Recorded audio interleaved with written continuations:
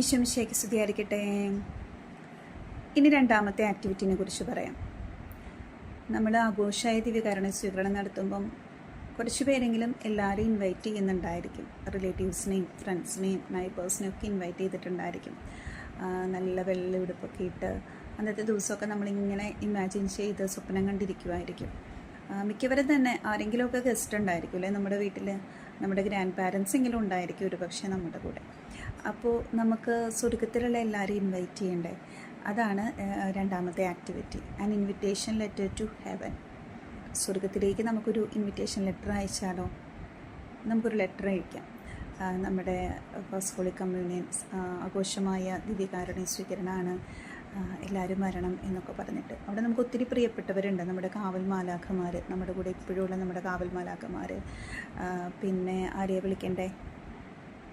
മാതാവിനെ വിളിക്കണം, ഔസേപ്പപ്പനെ ഔസേപ്പിതാവിനെ വിളിക്കണം. പിന്നെ നമ്മുടെ പേരിലുള്ള ഒരു വിശുദ്ധനുണ്ട് അല്ലേ, വിശുദ്ധൻ അല്ലെങ്കിൽ വിശുദ്ധയുണ്ട്, അവർ വിളിക്കണം. നമുക്ക് പിന്നെ ഒത്തിരി പ്രിയപ്പെട്ടവരുണ്ട്.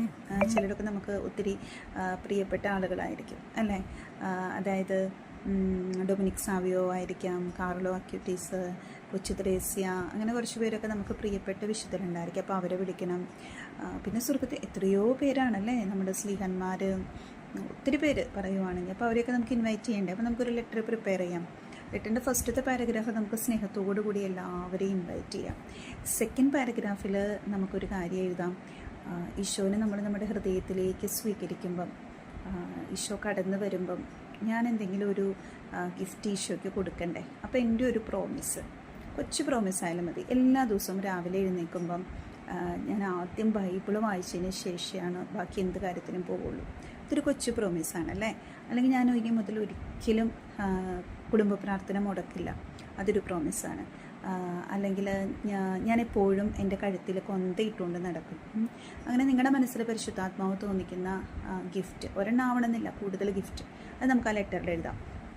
അടുത്ത പാരഗ്രാഫ്, അതാണ് ഇമ്പോർട്ടൻ്റ്. സ്വർഗം നമ്മുടെ അടുത്തേക്ക് വരുമ്പം എന്ത് ഗിഫ്റ്റാണ് അവർ നമുക്ക് കൊണ്ടുവരണ്ടേ. നമുക്ക് ഈശോയോട് ചോദിക്കാം അല്ലേ. നമുക്ക് സ്വർഗത്തോട് നമുക്ക് പറയാം, നിങ്ങൾ വരുമ്പോൾ 2 ഗിഫ്റ്റ് നമുക്ക് ചോദിക്കാം. ഒന്ന്, സ്പിരിച്വലി എനിക്ക് വരേണ്ട ഒരു ചേഞ്ച്, എൻ്റെ ദേഷ്യം ഒന്ന് കുറയണം, എൻ്റെ തർക്കുത്തരം പറയുന്ന സ്വഭാവം മാറണം, അങ്ങനെ എന്തെങ്കിലും ഒരു കാര്യം നമുക്ക് ചോദിക്കാം. സ്പിരിച്വലി എന്ന് വെച്ച് കഴിഞ്ഞാൽ നമ്മുടെ ഒരു സ്പിരിച്വൽ വെൽബീയിങ്ങിന് വേണ്ടിയിട്ട്. രണ്ടാമത് നമുക്ക് നമ്മുടെ ജീവിതത്തിൽ നമ്മൾ കിട്ടേണ്ട കാത്തിരിക്കുന്ന എന്തെങ്കിലും ഒരു അനുഗ്രഹം ചോദിക്കുക. നമ്മുടെ ആയിക്കോട്ടെ, അല്ലെങ്കിൽ നമ്മുടെ പാരൻസിൻ്റെ ആവശ്യമായിരിക്കാം, നമ്മുടെ ബ്രദർ ഓർ സിസ്റ്ററിൻ്റെ ആയിരിക്കാം, അങ്കിളിൻ്റെ ആൻറ്റിയുടെ ആയിരിക്കാം. ഏതെങ്കിലും നമുക്ക് ഇമ്പോർട്ടൻ്റ് ആണെന്ന് തോന്നുന്ന ഒരു ഭൗതികമായ ഒരു ആവശ്യം കൂടി നമുക്ക് വയ്ക്കാം. അങ്ങനെ ഒരു ലെറ്റർ എഴുതൂലോ.